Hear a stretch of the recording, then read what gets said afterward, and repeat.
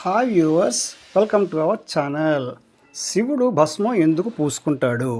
శివుడు శ్మశానంలో నివసించేవాడని పురాణాలు చెబుతాయి. జననం మరణం మీద అధికారం ఉన్న దైవం అని శివుడికి అర్థం.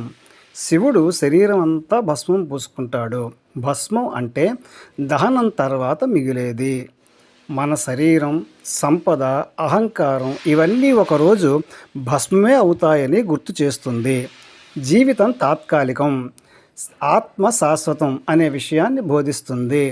భస్మం అహంకారాన్ని దహనం చేసిన తర్వాత స్థితిని సూచిస్తుంది. శివుడు అహంకారరహితుడు అనే విషయాన్ని సూచిస్తుంది. శాస్త్రాల ప్రకారంగా విభూది దుష్టశక్తుల నుంచి రక్షణ ఇస్తుంది. భక్తులు నుదుటిపై ధరించేది కూడా ఇదే కారణంతో. శివుడు నుదుటిపై వేసుకునే 3 రేఖలని త్రిపుండం అంటారు.